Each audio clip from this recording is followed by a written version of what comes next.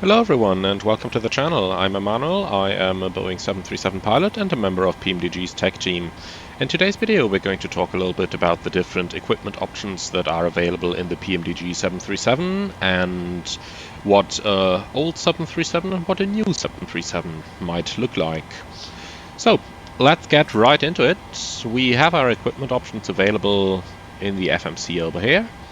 And to use them, we'll go on to PMDG setup and then aircraft. And then we have two options here that really interest us.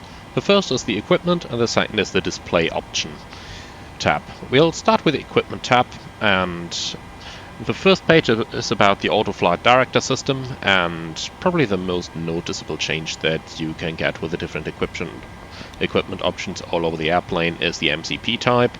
So we have the Honeywell and the Collins MCP available, and looking at it over here, if I'm going to change this option, let me hide the control column, then we have the Collins, which is a newer one, and the Honeywell, which is the original MCP that's been developed with the first Boeing 737 NGs. Generally, older 737 NG models are typically using the Honeywell MCP, while all the newer ones are using the Collins MCP. However, the Honeywell has slowly been phased out, and mostly the Collins MCP is being used in Boeing 737 NGs around the world at the moment. The next option we have over here is after takeoff if you want the aircraft to go wings level or into heading select. Initially the 737 NG has been developed with a wings level option only, so that means that when you press the toga button, your lateral flight mode annunciator is going to go blank and the flight director is going to command a wings level situation, and then at the relevant engagement altitude, typically 50 feet, heading select or LNAV would engage, while most airlines are nowadays using the heading select option, and if that is selected and you press the toga button, then the aircraft is automatically going into heading select. However, if you have armed LNAV for your takeoff, then LNAV will stay armed and engage at 50 feet. So again, wings level is more for the old airplanes, while heading select is more for the new airplanes. Glideslope Capture before Localizer. Now that is really down to airline policy. If you set this option to allow for a Glideslope Capture before Localizer capture, then it is possible that the aircraft could start a descent on the glide slope while you have not intercepted the Localizer yet, and thereby it could leave the protected area of the ILS approach. Some airlines do allow for this, the vast majority does not, so deny is the default option over here. And if the option is set to deny, then you have to have Localizer capture before the glide slope is going to capture. Autoland, fail operational and fail passive. Now, this is an interesting one, because if you set this to fail operational, first of all, it needs a couple of changes. Fail operational is only available with the Collins MCP, so the option is automatically going to change to the Collins MCP, and you have to have the integrated standby flight displays installed, because they provide for a third attitude unit usable by the autopilot, which the conventional standby altimeter is not able to do. It also installs an additional autopilot motor in the rudder servos, therefore enabling the autopilot to control the rudder, which is used to decrep the airplane before landing as applicable, and then to control the airplane on the runway itself. However, this option is not used by a lot of airlines, so the default is fail passive, and the vast majority of airlines have a fail passive aircraft. What this means in terms of operational capability for you is that if you have a fail operational airline, it's possible to do Cat 3B landings, and if you have fail passive, it can only do Cat 3A landings. And of course, going to fail operational adds this little cancel and recall button over here, and if that is pressed, it recalls any fault messages from the fail operational Autoland system that would be shown on your engine display over here, which basically is no Cat 3B available. And you can hide and recall that using the button over here. I'll change it to fail passive because that's what the vast majority of airlines have. Engine double derate is what you can see on the N1 limit page over here. Basically, if we set this to no, then we lose the third option down here. So the engine double derate basically just adds another derate option to your engines. Now, looking over the different options, each of them is approximately a 10% reduction in takeoff thrust. So the full takeoff rating basically is the full rating that the engine is certified for. Then the first is a 10% reduction and the second is a 20% reduction. And some airlines don't want this 20% reduction because it is too much in their opinion. Others want it. By default, I'd keep this selected on because it just provides a little bit more takeoff performance capabilities, and also because most takeoff performance calculators that are available in the flight sim worlds do have the double D rates. Then going on to the data link capability over here, we have the company cost index. Now, to understand how this works, we quickly have to be aware that at the moment, and this is going to change in the future, but at the moment the PMDG 737 is not able to communicate directly with, for example, SimBrief.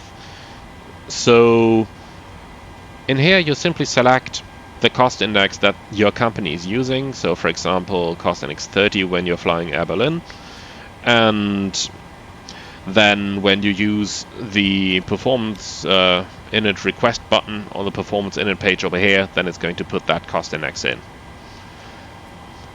Alternate minimum runway length and alternate ILS requirements. Now that is something that is a little bit of a leftover from the 747 and the 777s, which actually have an alternate page in the FMC. The 737 doesn't, however. What it doesn't have an impact on is the reserve fuel that's going to be uplinked when you use the performance init request, because the reserve fuel is based on the final reserve, 30 minutes, plus your diversion fuel, and the alternate it picks in order to select the reserve fuel will be influenced by these two numbers. However, the 737 does not actually tell you which airport that actually is. Going on then, we have our Egpws options, and there are actually quite a lot of options on here. So let's go over them real quick. So we start with a V1 callout, and that determines if the airplane's computer is going to say V1 the moment you pass V1. Now, some airlines have it, others don't, and if you don't have, or if you have an airline that does not have the V1 call, then there is another option that you might find interesting. That's under PMDG options simulation. And then you go on to the simulation page 3 of 7, and there you have call out V1, which is then your first officer calling out V1. So you have two options here. Either you take it from here, from the Egpws options, then the airplane is doing the call, the airplane's computers, or you take it from the simulation options, call out V1, then it is the first officer doing the call out. Now obviously when your airplane is doing it, you would want to disable the first officer doing it to avoid a double call out. Bank angle callouts, that basically is when you exceed 35 degrees angle of bank, then many of you will be aware of the airplane screaming bank angle. And here you can enable or disable that call. And thinking about these two options, I believe the bank angle callout has been available from the very first 737NG build, but the V1 callout has been added later. So if you have a very old airplane, you might want to turn the V1 callout off, and if you have a new one, you want to put it on. The bank angle callouts, I would probably always leave them on, because as far as I'm aware, all 737s had it available as an option from day one on. The approaching minimum call, that comes down to airline philosophy. You have approaching minimums, approaching decision height, and plus 100. Now my operator uses plus 100, but other operators use different, so you can just pick whatever you'd like over there. Same for the minimum call. We have minimum, minimum, minimum, or decision height, or just none if the airline demands the pilots to make the call. But The majority of operators just uses minimums, so that's what I'm going for over here. Next we come to the altitude callouts. For 2500 we can choose between 2500 or radio altimeter. The majority is using 2500, and there are only a few operators that actually say radio altimeter. The background, by the way, between this is that if you're flying over hilly terrain, then the airplane may say 2500, but it may change all the time, so it's not really an accurate tool to verify that the radio altimeter might be working. That's why some airlines are preferring to say radio altimeter instead, so then the pilot will just see that the radio altimeter has become active. But as said, the majority is using 2500. Then over here on the EGPWS page 2 we can determine if that call is actually to be made at all. And we have a 1000 foot call. Now the vast majority of airlines is definitely using this, and there are options available here. You have the smart option, and you of course can deselect it. Now I'm going to go into this with a smart option now, talking about the 500 call. Basically what smart is doing is that the airplane checks if you are on an ILS approach or if you are on a non-precision approach, and many operators have a policy in place where the airplane might just about say nothing at 500 feet if you're on an ILS, and if that option is selected, then the pilot has to make the call. For example, in my company we have the 1000 call fixed on, and both pilots have to respond checked to that, and that is actually acting as a tool to check for pilot incapacitation on the approach. And then at 500 we're using the smart option, because at 500 feet the pilot monitoring is required to make a call 500 continue or 500 go around. So nothing will be set by the airplane when we're on an ILS approach. When we're on a non-precision approach, it's going to call the 500. The PM still has to do the call, but it just acts as sort of a reminder in the aircraft itself. Now, the 400, 300, 200, 100 option, that really comes down per airline, and my airline does not have any of them. We start at 50, then we have 40, 30, 20, 10. Coming on further here, we have the airspeed low aural alert, and that is something that old 737s do not really have. It's been added to the 737NG over its lifespans, and now all modern 737NGs basically have it, and it just adds an additional aural call out, airspeed low, before going into the stick shaker. Terrain peaks mode, that's an interesting one as well. Basically, old 737s don't tend to have it, new 737s do tend to have it. And what that is doing is basically, if the peaks mode is enabled, then you are going to see the highest spots of terrain on your navigation display, regardless of how high you actually are. So if you're in cruise, flying over mountains, then you are going to see those mountains on your navigational display. Versus if the peaks mode is not enabled, which is basically on most old 737s, then you are only going to see terrain that is within 2,500 feet of your actual airplane altitude. So if the terrain peaks mode is off or is not installed, then you might be flying over the Himalayas, but as long as you're higher than 2,500 feet above the terrain, you are not going to see any of it with the terrain display selected. Old aircraft, as said, don't have this. New aircraft basically all have it. Show water in cyan.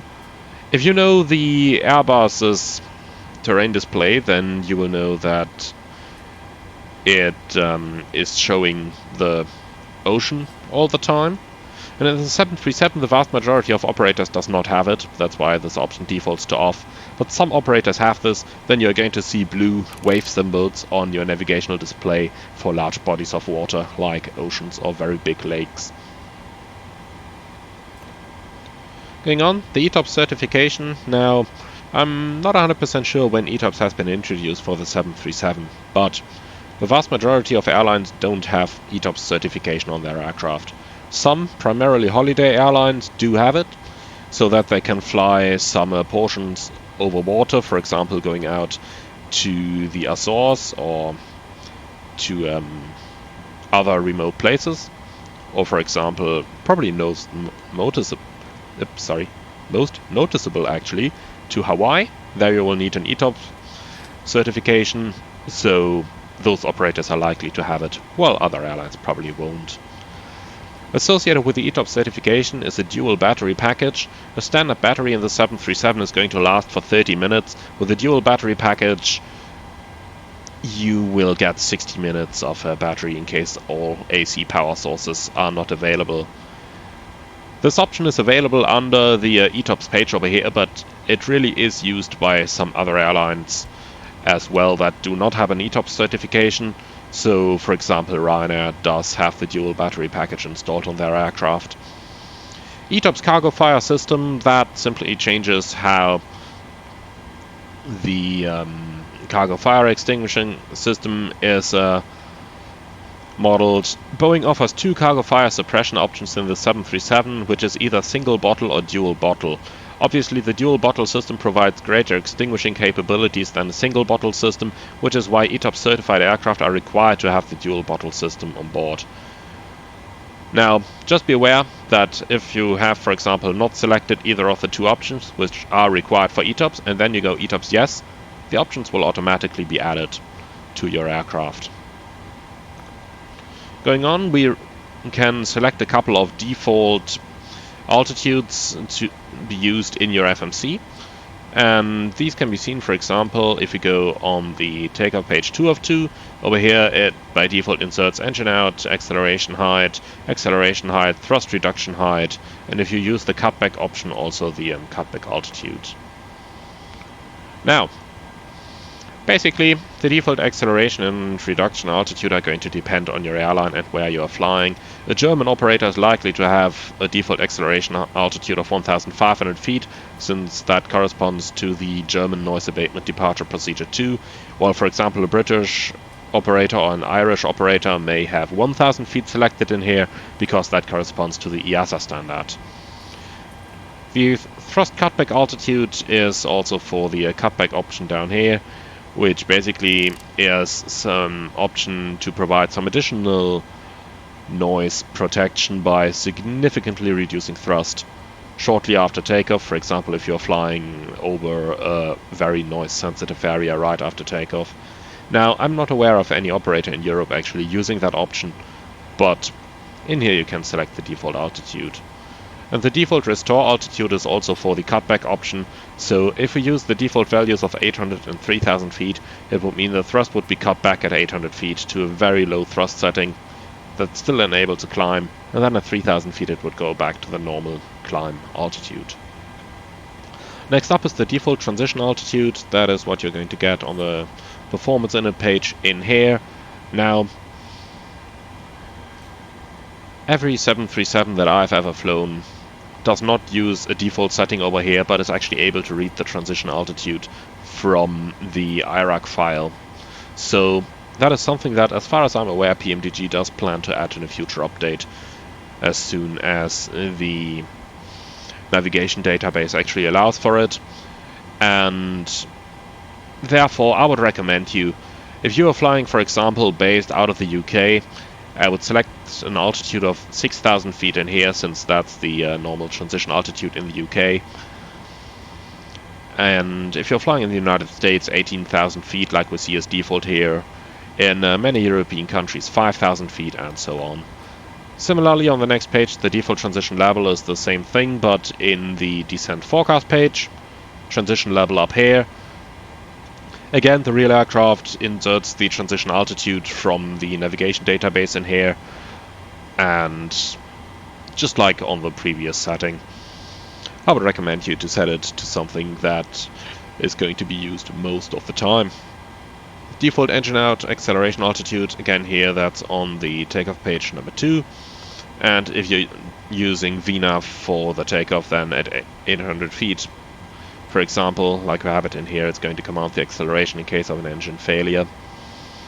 Maximum number of fixed pages simply determines the amount of fixed pages you have available. Many airlines just have 2 pages, because how often do you actually need more? But some are also using the 6-page option, which enables a couple more fixed entries. The 6-page option can, for example, be very handy if you're going into or out of Innsbruck, especially going out of there, since the engine out SID requires quite a couple of turning points, so you can pre-enter that on the 6 pages over here. Descent underspeed margin determines how much speed deviation VNAV is going to accept before adding thrust in a VNAV descent. So you can set it between 5 and 15 knots.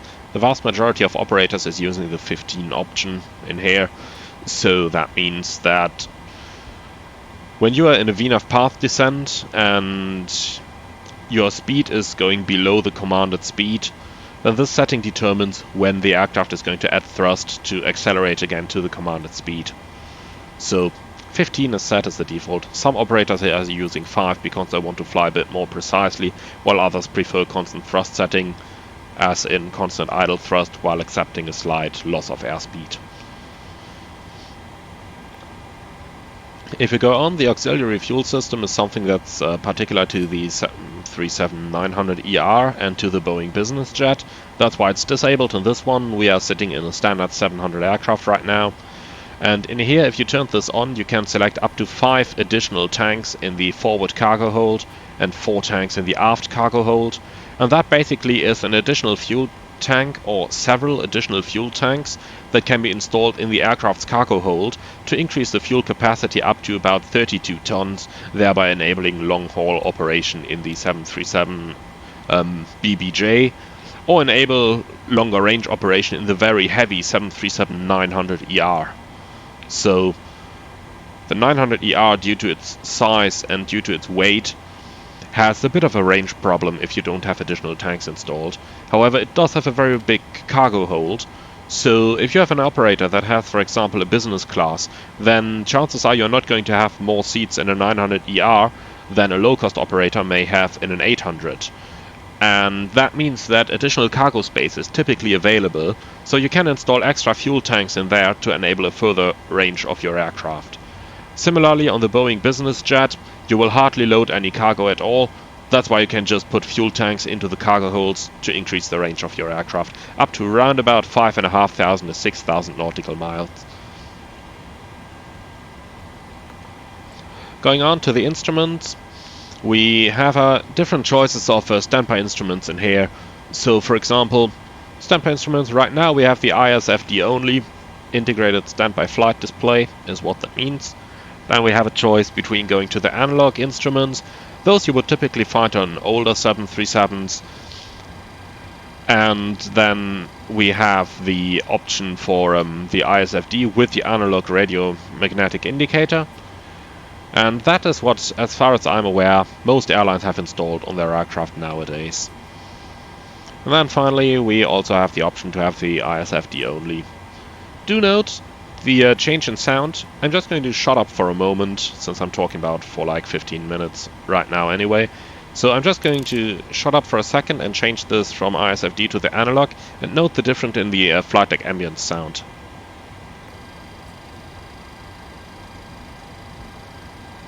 Now, you hear this slight clacker in the background, and that's the tool in the analog standby altimeter that basically constantly causes some small vibrations in here, which reduces the friction of the linkages in the instrument, thereby enabling smoother rotation of the altitude dial to give more exact indications. Next up is our head-up guidance system. Right now it's not installed in the airplane, and if I do install the head-up guidance system, then first of all we get the head-up guidance system control panel down here, and then we of course get our HUD over here as well. Now I'm not going to go into details about the operation of the HUD in this video, but it's just if you want to have it here or if you do not want to have it installed in the airplane. Going on, we have the head-up guidance system automatic A3 mode, and that basically automatically changes the indication you have on the head-up display So right now we have the standard indication, and it basically automatically puts it into... hold on a second, I'm not too good with the HUD as well. Here we are, into the A3 mode, which is basically this. So it significantly reduces the amount of data that you will see on the head-up display, meaning that you have better vision on the outside of the aircraft. And if the Auto A3 mode is enabled, it's going to determine automatically if the mode changes to this or not. Personally, I do prefer to have it off, because I don't really like the A3 mode. Personally, I'm more a big fan of the standard display, which looks more like the primary flight display. Next we have the head-up guidance system Glideslope reference line and primary flight display. That basically serves to determine whether your head-up guidance system installation provides a visual reference to the glide slope in order to simplify flying an instrument approach. That's basically a small line on the head-up system that is going to indicate where your 3-degree position is. Now, comes down to personal taste if you like it or not. Personally, I do like it because it makes it easier to determine my vertical deviation, but I can understand if other people do not like it. Finally, we have the yaw damper gauge. I'm going to go down a little bit to show you that. So right now we don't have it installed. It would be up here above the standby instruments. Now, old aircraft typically had it. It's this one up here.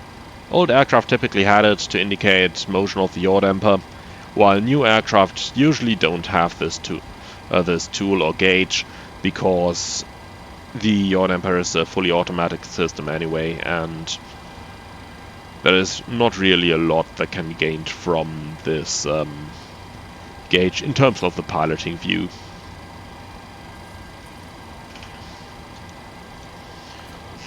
Going on then, we have the performance improvement package, and that is basically an array of features that increase the efficiency of the 737NG by altering profile of several different features to make them more aerodynamic. And this includes, for example, changes in the engine exhaust nozzles, in the wheel well fairings, the beacon lights, and the inlets and exhausts of the aircraft. Now, since that is basically an improvement package, as the name suggests, old aircraft usually don't have it, while new aircraft usually have it. Can save up to 2% of fuel, which is really a lot if you think about it. The short field package is a package that changes a few options. Most noticeably, it is going to provide different leading edge flap deployment, and this basically makes it possible for the aircraft to use less runway on short field takeoffs and landings.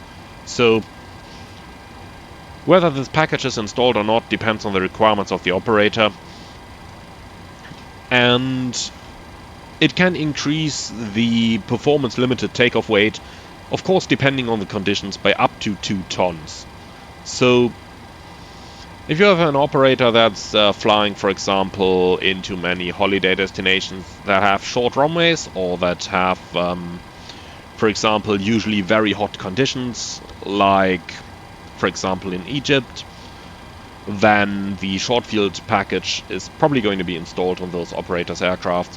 While if you have operators that are, for example, mainly flying between major hubs, then they would probably not have this package installed. One of the most noticeable differences for pilots when you are using the short field package is that if you have an aircraft that has the short field package installed, then using flaps 10 is not going to deploy the leading edge flaps, neither is flap 15. While if you do not have the short field package, then the leading edge flaps are going to deploy as soon as flaps 10 is selected, and they cause a lot of drag, which helps decelerating the aircraft. So if you don't have the short field performance package and you need to slow down because you're high on approach, then reducing your speed below 210 knots to enable flap 10 extension is going to greatly aid you getting the aircraft down, while if you have a short field package, the difference between flaps 5 and 10 in terms of the drag is basically negligible. Going on, automatic probe heat, again that's something that's been added to new 737 NGs, and it changes the probe heat option up here. Right now we don't have it installed, so the switches are directly controlling the heat, while if we have automatic probe heat installed, then you can see now we only have an auto engine on option. On remains unchanged, but auto is going to turn on your probe heat as soon as the first engine is started. So that provides a little bit of a backup for pilots to forget turning the probe heat on and then possibly running into an airspeed unreliable event on takeoff. Now, with this option in auto, pilot can basically not forget switching the probe heat on anymore.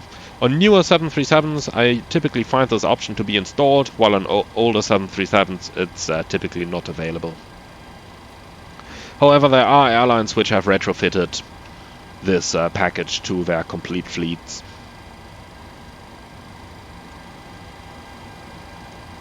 Next one is the flight test package. Now, that is probably the only option in the PMDG 737 which is purely visual.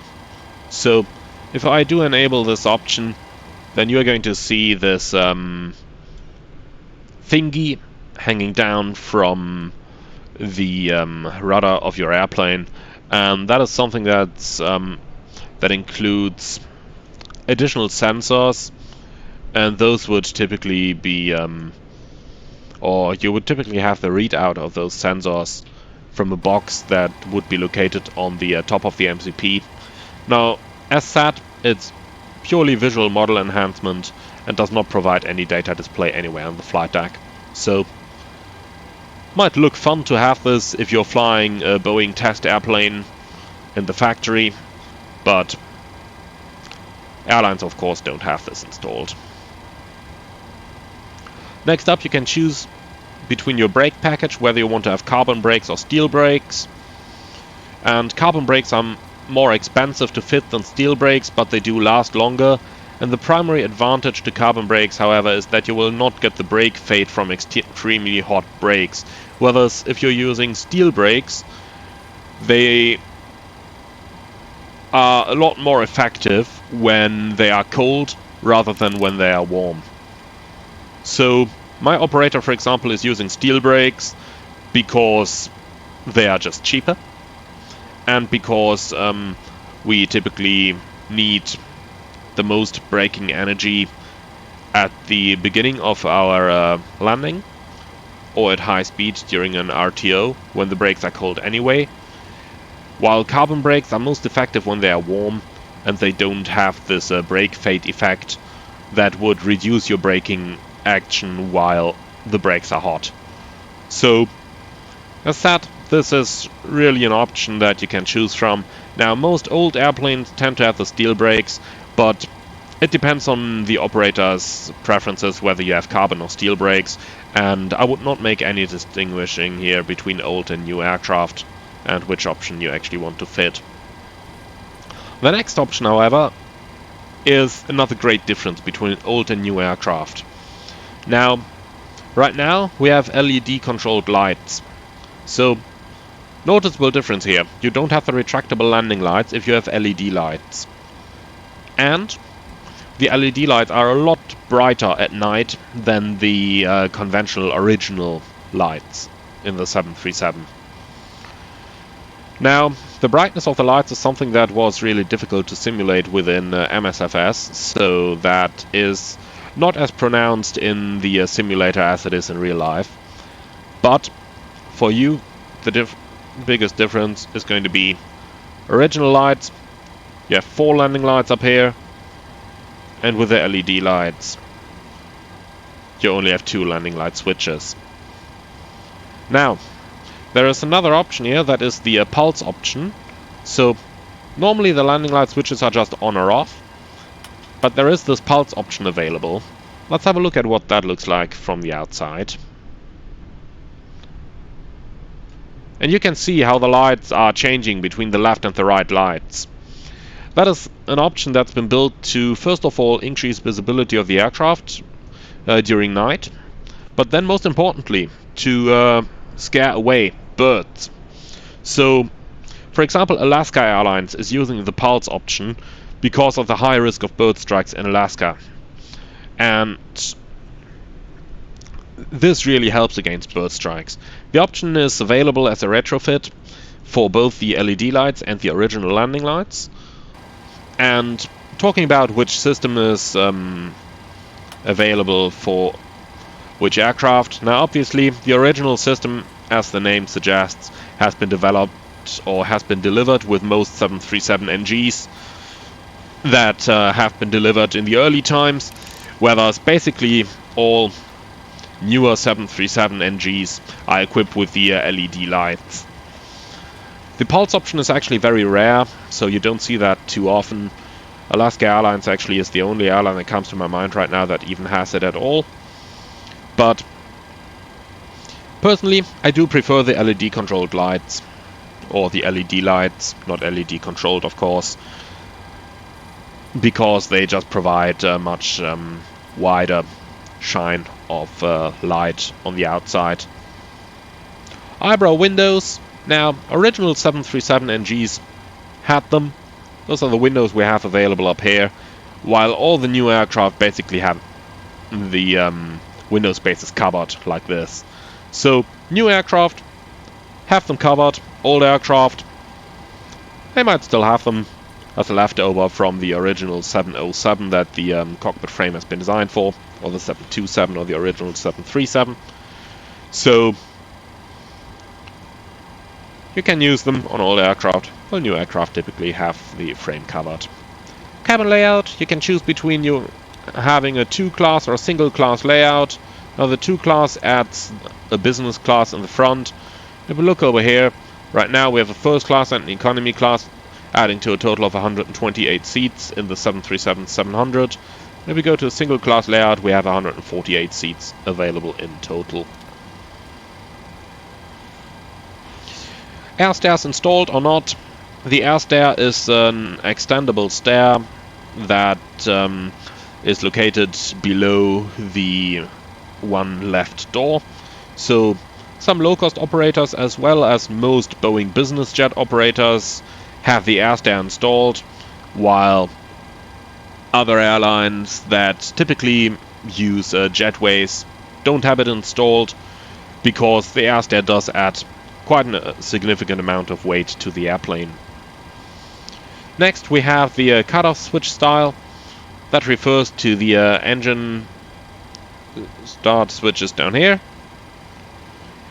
And basically what we see right now is the old original option, which is installed on most old airplanes. And if we change to the new style, you will see we have these newer switches installed that you would typically see on 747s, 76, 757, and 777 or 787.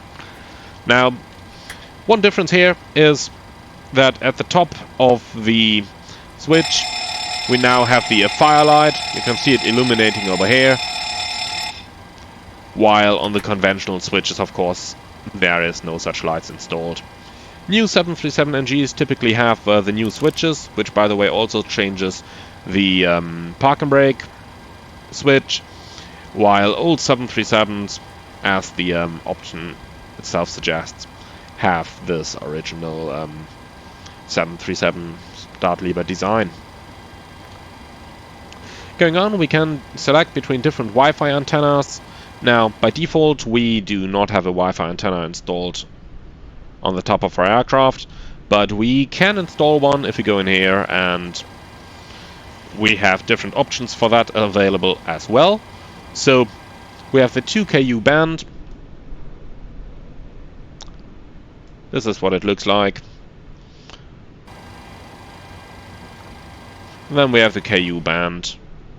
It looks slightly different.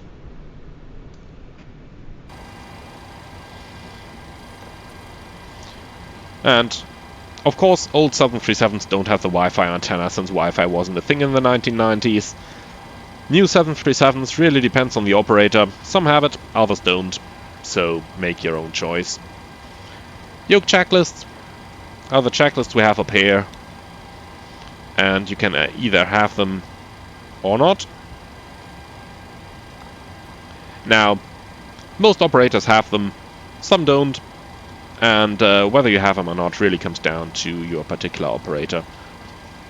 Same for the headrests on the seats. You can see the headrest up here, and we are able to deselect them to our liking.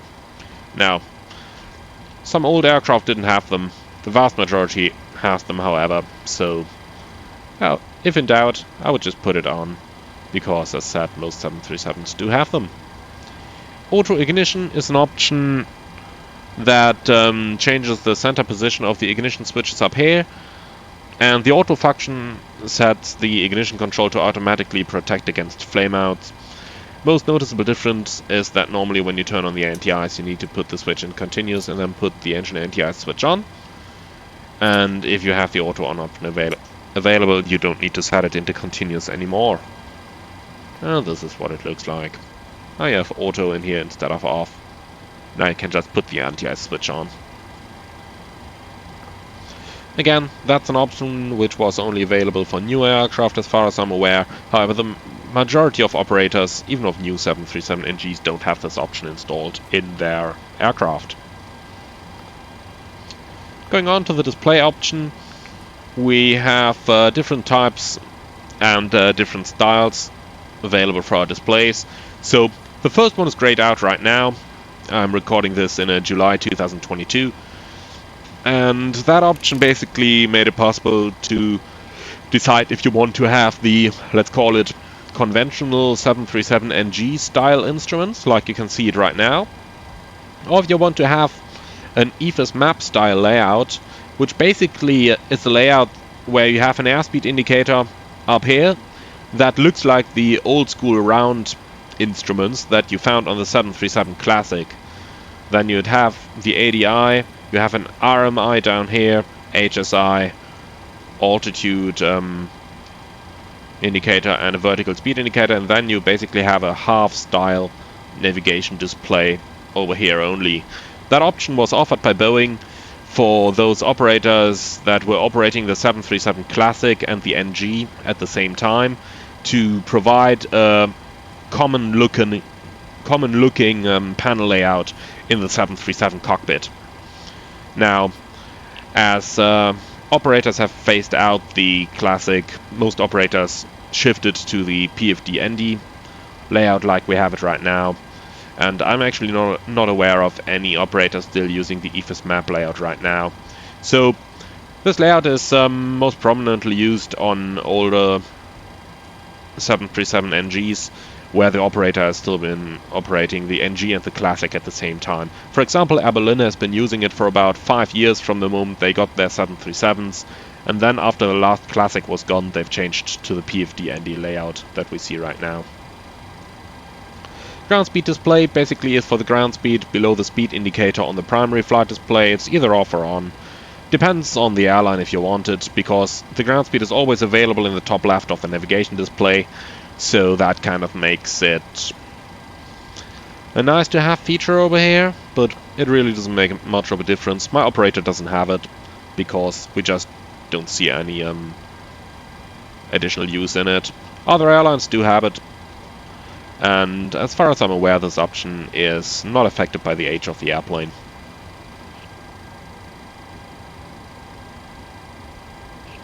The VREF plus 20 bug is an option where you basically have a white bug like the one you see here at 100 knots that's on your airspeed indicator 20 knots above the VREF.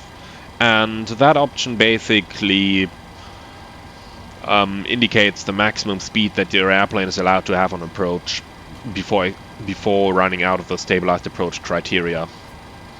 So most operators do have this installed on their aircraft as a reminder to the pilots that this is the maximum speed you're allowed to have.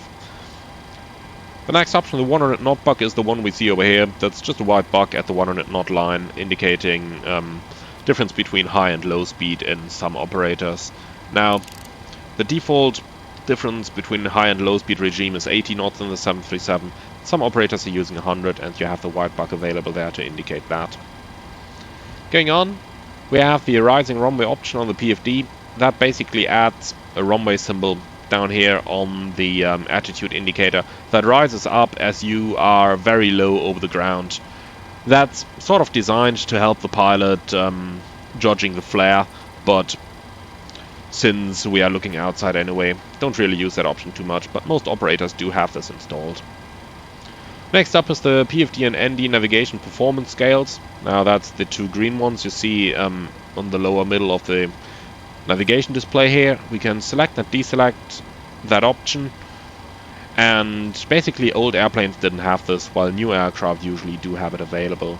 For the old airplanes, you can always get that information down here from the bottom of the lags page, where you see the RMP and AMP, which is basically the same that you have available here on the navigation display. So new aircraft typically have this, old aircraft typically don't. The pitch limit indicator pop-up is also something that's been available for the vast majority of lifespan in the 737, and that basically adds two symbols on the primary flight display which indicate the maximum pitch you can have under the current flight conditions before you're going to enter stick shaker activations. This is very helpful in the event of a terrain escape maneuver where you can use it to rotate the aircraft to the correct pitch without actually having to set off the stick shaker. Most airlines, as far as I'm aware, do have this installed in their aircraft, and even in older aircraft it has been an option as far as I know. Next up is the round radio altimeter dial. That's basically the radio altimeter we see at the bottom of the ADI at the moment, and this can be selected on or off. If we do select it on, note that the radio altimeter moves to the top right corner of the PFD up here, and of course this prevents the display of the AOA dial. Now my operator does have the round radio altimeter option available up here. Others have it on the ADI, and the difference really mostly is that on the 737 Classics you had the radio altimeter usually on the top right of the PFD.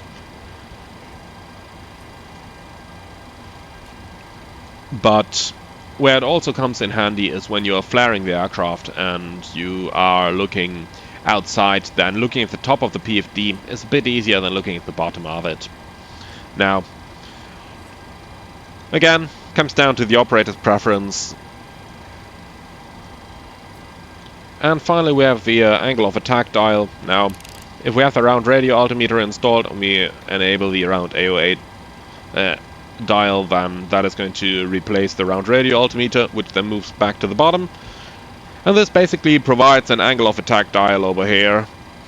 Most operators don't have it, some do, so best is just to Google for cockpit pictures of the operator that you are concerned with and see if they have it installed or not. Moving on, landing altitude bar on the PFD basically adds the landing altitude over here, which is available on most 737s. The 2,500 feet height alert basically flashes the box around the altitude when you are at 2,500 feet above the airfield elevation. Note that this is based on the barometric altimeter and not on the radio altimeter, so if you're flying over mountainous terrain, the radio altimeter might say 2,500 while you're actually higher or lower compared to the airfield elevation, and this one is based on the barometric altimeter, so this will always be based on the airfield elevation, provided the correct QNH is set. Low airspeed alert, that adds a protection to the primary flight display speed indicator, so when you're entering the amber band, this is going to flash the speed indicators box to provide an additional visual clue for a low speed scenario. Show landing flap, that basically if we enter a landing flap setting, for example, I'm just going to put something in over here, let's say 30-130 knots. Of course we can't do it while the FMC is not programmed, sorry for that guys. So basically, the show landing flap setting determines whether, when you are at a speed where the landing flap is not visible on the speed indicator, so for example you're in cruise or you're on approach, and you are putting the landing flap in, then with this option enabled on the PFD it's going to show the flap setting dash the VREF, and if this option is turned off it's just going to show the VREF without showing the select the flap setting. Now for simulator use I really prefer to have this option on because it's a little bit easier when you're reading the landing checklist. You go flaps 30, 30, green light, rather than having to select the approach page on the FMC and then read the 30 or 40 setting from here. So for simulator use I'd recommend to put this on. Flight path vector heading scale, basically if we turn the flight path vector on, it is going to add a compass scale in here on the primary flight display. Now my operator doesn't have this. In my operator, if we put the flight director on, we're just going to get the flight director. So I'm going to show you that now. Like this, without the compass being shown on the horizon line in the ADI. Going on, we have a couple of EFS map options. Those are currently disabled. Basically, with the first one you can select if you want to have the round radio altimeter like we have already had it here, or the digital one in the ADI. Then you can select if you want to have an 80 knots buck on the round airspeed indicator. And finally, you can choose whether the flight path vector is available in EFS map mode or not. Going on, navigation display. Over here we actually get quite a couple of interesting options. Track up or heading up basically determines if you have it in heading up, then the part up here is always going to be the heading, versus if you have it in track up, then you're going to see the track at the top of the navigation display. If you have the track up display, it means that it is a little bit easier for the pilot to correct for the drift of the wind, because you'll just align the top of your navigation display with, for example, the runway symbol, and then it is then you are flying there and you don't have this drift of the heading, of the wind. Now comes down to the operator, what they are using. My personal operator is using the track up display, not the heading display. Some others are using a heading versus track. VSD, now that's really a useful option. It's been added to only with newer 737s, and basically the VSD, you click twice on the center button on the EFS control panel and you get this vertical situation display up here. It not only provides great information about the terrain right in front of the swath, so the swath is the blue marked area over here, but it also gives you information about crossing altitudes and your current flight path and the command of flight path if you are in vertical speed modes.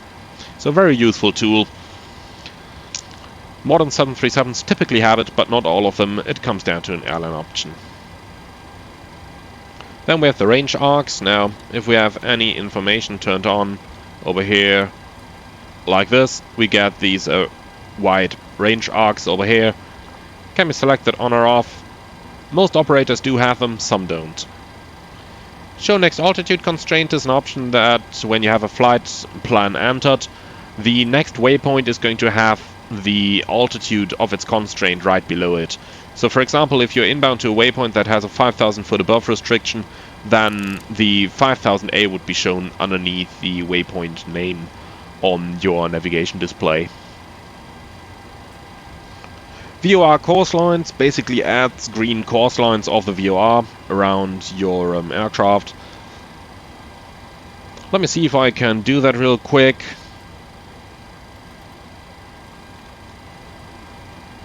No, I can't, because there is no VOR available here at Innsbruck that I could base it on, but basically it adds a green course line that can be changed with the course selectors on the mode control panel. Most operators don't seem to have this, some do, so if you don't know what exactly your airline has, just put it off, and that has you covered. Then we go on to the navigational display options. Now, minimum runway length basically determines which airports are shown. For example, currently we have Innsbruck shown which has about an 8,000 foot runway. So if I change this to something really high, then Innsbruck is no longer shown because the runway is too short. Now, many airlines use this option in order to determine which runways are shown to their pilots, because they don't want pilots to approach airports that has runways that are too short. Good figures here. Default is 6,000. Now you can, if you use 8,000 feet, then many airports that would actually be approachable with a 737 will just not be shown over there. So that really comes down to your personal operator's preference. The TCAS 3-mile ring, something that's present on a newer aircraft, not on older ones, basically adds this 3-mile ring that you see on the navigational display around the aircraft's position. Other traffic, now that refers to other traffic on the TCAS. Basically, you can filter between what you want to see. So if you just go and show all, it's just going to show all aircraft that are around you, regardless of their distance and altitude. And if you have the filter enabled, then it filters by the range and by the altitude separation. Now, both are pretty much self-explanatory. If you are using the filter, 2800 is the default that most airlines have installed. And the range actually is dynamic on newer 737s, but that is not available as an option in the PMDG. So the more aircraft there are, the closer the distance has to be for them to be shown in new real 737s. 40 miles is a very good compromise. That's what you usually get in real life as well. But if there are really only few aircraft, they can be shown up to 80 miles away. At least that's the maximum that I've personally seen. Going on to the engine display option, we have the option between the side-by-side display and the standard display. Now, the standard is what we see right now, and then we can go for the side-by-side display. The reason we have this available is that this basically represents the layout of the engine instruments that you would have had on a 737 Classic or Original. So this is an option that's usually associated with the EFIS map layout, but some airlines actually have chosen to have this display shown all the time because they say it makes it a little bit easier for their pilots to access all the engine instruments, while the option that you see on the vast majority of operators is this display. And while you only have N1, EGT and fuel flow available up here, if any of the other engine parameters is approaching or exceeding their limits, then it's just going to automatically pop up the engine display down here. So if that display pops up, it gives you a very good hint of alright, there may be something wrong here, I need to closely check my numbers. Of course, if you click it a second time, you can get this small pop-up on the engine display that is going to show you digital versions of all those readouts. The EGT color change inhibit is an option that provides for protection of the EGT readout. So to say that in a bit clearer words, it sets the elapsed time allowed to trigger an EGT over temperature display, which would basically be over here then. All quantity indication, you can choose whether you want it in percent or in liters, respectively quarts. So percent shows you the amount of a maximum oil quantity. If you change it to liters, then 18 is the maximum, 12 is the minimum that you should have for dispatch. Low oil quantity inverse alert is the one we see down here. If you had a low oil quantity, it would reverse the video, so basically the indication would turn white with a black readout on it to draw the pilot's attention to the oil quantity. The high vibration alert is same thing with the inversed video down here on the vibration gauge. So if that goes up high above the 4 limit, then the video is going to reverse on the gauge, giving a white background with black dials on it, drawing the pilot's attention to the instrument. Finally, we have some more engine options up here. Basically, maximum continuous thrust box if we had the engine powered. Let me see if I can pull them up by putting the engine start switch in continuous, because that does power the electronic engine controls, as we can see by all the numbers coming alive now. It also adds the maximum continuous thrust with a yellow bug inside the gauge up here. You can see it just on the opposite side of the green thrust pointer. And we can either turn this on or off. Now, that's an option that even on modern 737s some operators don't have, because you can always just select maximum continuous thrust from the N1 limit page.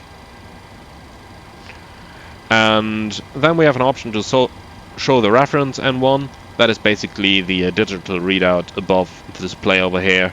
Now, again, that's an option. Some airlines do have it, others don't. We can either have it displayed always, never, then it's not shown up here. And if it's not shown, then you can still get that information from the takeoff page, because over here it shows you the reference N1 for setting your thrust, and then of course from the N1 limit page up here.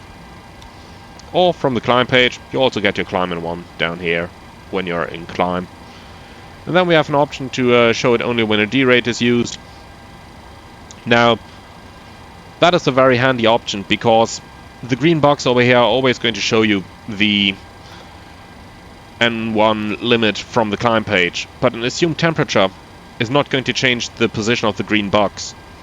At least not in the real one. In the PMDG, that is currently still work in progress, so that still has to be added. Showing the real airplane, the green one is always giving you the hard limit, so if I go to the 20k D rate, you can see this is quite a bit lower now than if I go to 24k D rate, where the bugs are a little bit higher. So when D rate is used, means that, for example, if we add a 50 degree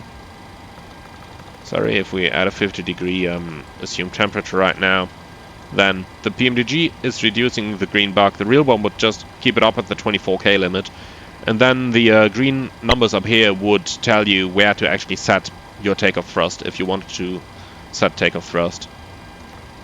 Now, my airline has it set on never, with a couple of the newer aircraft having the when D-rate used option, but the vast majority of aircraft just have it on never in my operator.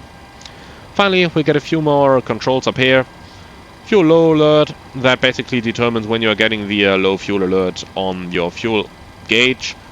I'm going to show you that real quick. So if we go on the fuel setting, for example, I insert 1000 kilos of fuel, then we are seeing the gauges turn amber and the low alert showing down here. And we can select whether we want this alert to show at either 900 kilos of fuel in the tanks or at 450 kilos of fuel in the tanks. Now,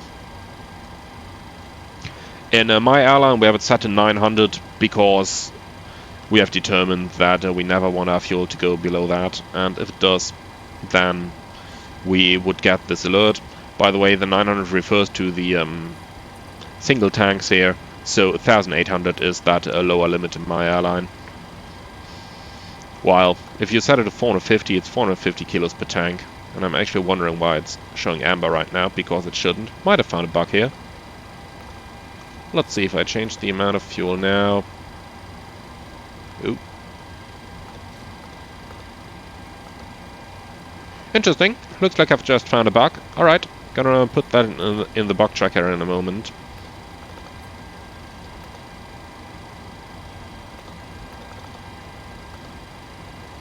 Okay, well, I'll have to fiddle with it. Probably the PMDG does just not allow such low amount of fuel to be entered at all, because they are thinking, well, why would you want to do that? Then we can choose between the fuel total display and the conventional display. Now, old aircraft typically have this conventional display installed, which resembles the 737 Classics fuel indicator, while new aircraft typically have the total display that shows the readout digital only, and then has the totalizer below it telling you how much fuel there is in total. Weight units, we can determine if the aircraft is working in kilograms or in pounds. Now, you'll see everything here is kilograms right now. We change this to pounds, everything is pounds. And of course that goes for the performance index pages of the aircraft, just like the fuel quantity indication system and so on. So most American operators have pounds, and the rest of the world is basically using kilograms. The last two settings refer to the system display in the 737. You have a flight control indicator down here. Now, the majority of airlines actually don't have this installed. The reason is that you still have the mechanical linkages in the 737 between the control column and the control surfaces. So if you are doing a flight control track, then you can feel on your control column if there is anything wrong. Versus in some newer aircraft like the 777, where you have fly-by-wire, you actually need this display to see if your controls are actually responding. In the 737 that's optional, and most airlines actually don't have it, because you have this direct mechanical feedback on the control column. Then we have the brake temperature indicator. Now, that's again something that most airlines do not have in the 737, and that is because usually the heat of the brake is not too much of a problem. However, the onboard performance tool, as well as many of the tables in the AFCOM and the QRH, provide for brake cooling schedules. So, brake temperature indicator, again, most airlines don't have it. That actually concludes a look at the equipment and display options that we have available in the PMDG Boeing 737. Now, this video did turn out to be quite a bit longer than I originally thought. I've actually reached it at over an hour right now, but I hope that you found this one interesting. Thank you very much for bearing with me all the way to the end. If you liked the video, I would be very happy about like, comment, and subscription to the channel. And if you really love it, I would appreciate a small donation through the Buy Me a Coffee link that's included in the video description below. Thank you very much for joining. I'm wishing you all a great day and looking forward to see you all again on the next one.